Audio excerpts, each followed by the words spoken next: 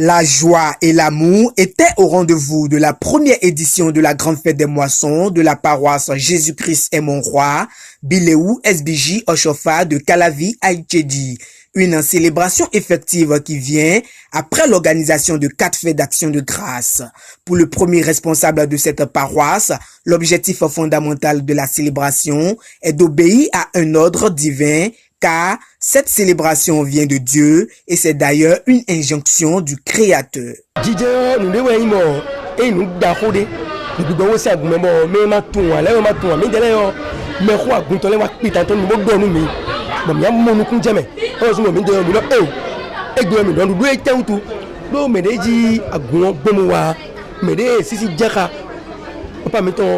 Fondateur Biléou Samuel Joseph Oshofa et dit ouais maou duro vous êtes beau dans l'automne ben j'étais d'eau avec Kumba et Dao Metondi mon coup d'envoi donc des cas ils m'ont dit né à Tchéon bon doni do big aussi un coup debout de me debout zéraï donc moi aussi à Tchéméon mais à Gunjazé donc moi aussi à Tchéméléon pour nous comme quand on est à Topé ou ego est à Topé à Tongo et de là ça dit nous même si diable et nous tout canon l'engo voulait et nous sommes d'accord bio compris et non on te bonu dagbi on nous dire ba o signer de la goumon quand on dit et non DJ ça et non pas non DJ ça nous bonu goto wa gwene di gbogbo c'est acheda ya goto me da gono bio da gono ti jewe le na bonne et comme le fi bomia mo mi lo gbe.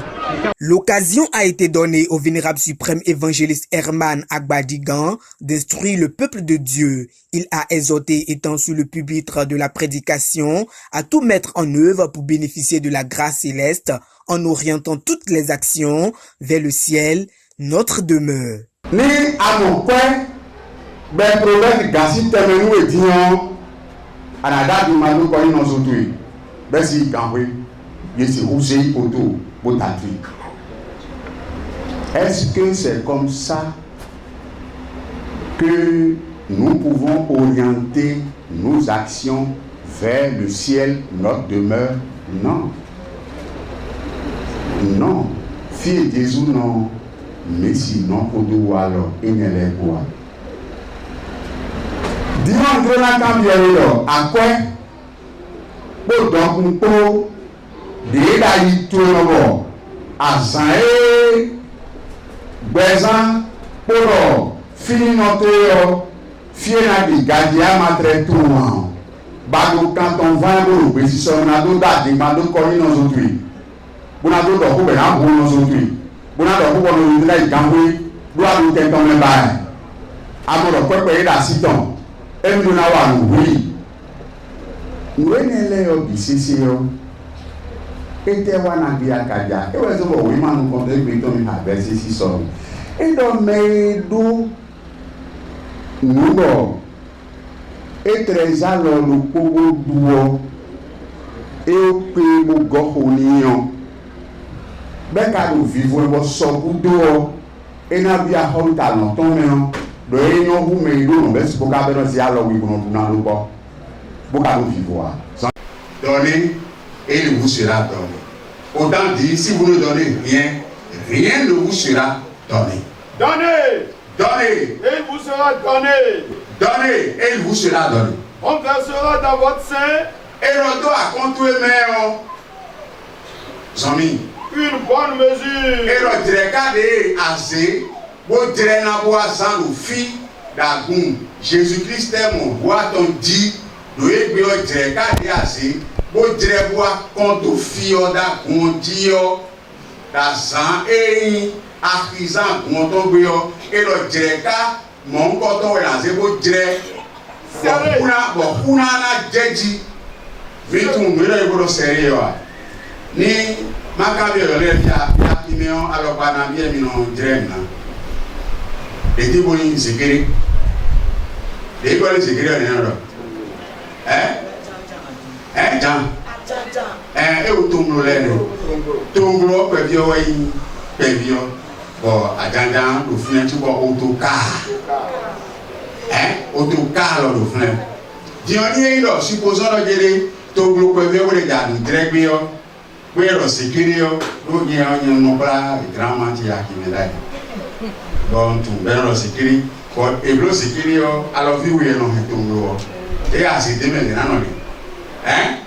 Donc, pour que nous allons tout le monde, là, nous disons, ah, moi, les baba, on compte nous-mêmes. On a vu, on a dit, oui, c'est compte nous. Les gars qui vont ici, tout le monde dit, bon, et non, si, on qui, on doit, on a voir.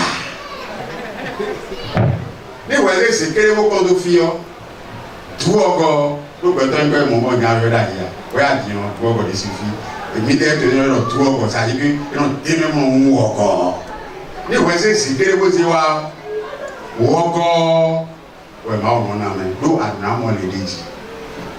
Alléluia. Alléluia. Selon les organisateurs, cette fête est une occasion où les bonnes volontés apportent le soutien pour la construction du temple. C'est l'un des moyens que Dieu utilise pour tester la fidélité de son peuple, donc une joie pour eux de contribuer à l'avancement de l'œuvre de Dieu. L'église Billéou Joseph Oshofa de Calavi a 5 ans d'existence et effectivement c'est la première fête de moisson. Alors le fait de me choisir, d'abord c'est un honneur et j'ai commencé par dire que je remercie l'Éternel parce que si les hommes te choisissent, c'est que l'Éternel t'a choisi. Je remercie l'Éternel. Cette date du 3 novembre a été choisie par l'Éternel aussi. Nous avons suivi et aujourd'hui la fête a lieu. Particulièrement l'ambiance, je suis parfaitement contente parce que avant-hier et hier, il y a eu plusieurs concerts spirituels. Il y avait beaucoup de monde, il y avait beaucoup de prières, les gens ont beaucoup apprécié. Et ça, c'est en l'honneur de cette première fête de la moisson et pour l'organisation aussi. Je suis tellement heureuse, c'est une grâce, parce que l'œuvre de Dieu, c'est comme un salaire. Quand tu fais quelque chose à Dieu, tu le prends forcément. Et surtout, il faut avoir la foi. Il faut avoir la foi et il faut beaucoup faire les trucs à Dieu. Car notre souffle, c'est Dieu qui nous a donné. Et j'aime tellement l'Éternel des armées. Et je suis très heureuse d'être marraine pour la paroisse. Ma prière pour la paroisse Jésus-Christ est mon roi, c'est qu'on va faire un étage ici. Et notre paroisse à Haïti, c'est un paroisse reconnu dans toute la nation. Et parce que Papa Billéou Oshofa, il a dit celui qui croit en lui ne périsse pas, mais il a la vie éternelle. Et notre paroisse Jésus-Christ est mon roi va devenir vie éternelle. Et ça n'effacera jamais.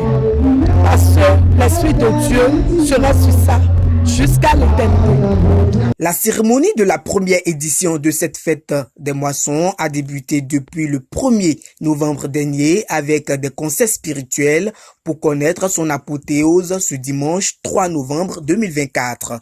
Tout le comité paroissial, le comité d'organisation et les fidèles de la paroisse Jésus-Christ est mon roi, Billéou SBJ Oshofa de Calavi Haïti rendent grâce et disent merci à chacun et à tous pour la réussite de cette fête.